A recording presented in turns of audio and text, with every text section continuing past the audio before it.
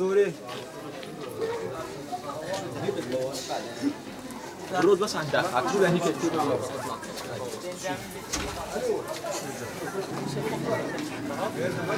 بس شوي واحد ماشي نفس مستعجل ما انا مستعجل على الدور روح على الدور واحد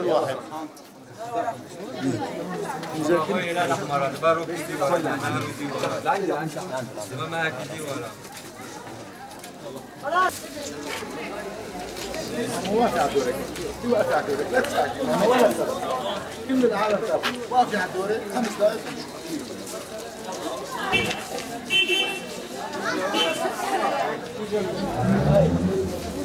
مام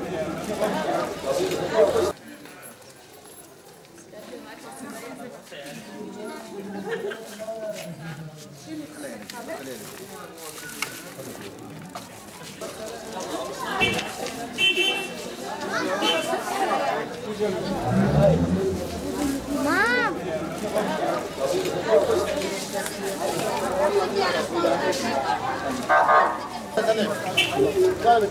منظمة سيريا ريليف هي منظمة عالمية مقرها الرئيسي في بريطانيا، تعمل دائما على إعانة العائلات المنكوبة والمحتاجة وخاصة النازحين.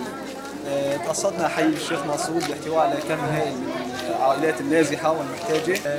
تم التواصل مع الهلال الأحمر الكردي للتنسيق من أجل عمل آلية التوزيع في حي الشيخ مقصود. طبعا تم توزيع سابقا 250 حصة غذائية والآن يتم توزيع 100 سلة غذائية. طبعا دائما في مشاريع مستمرة.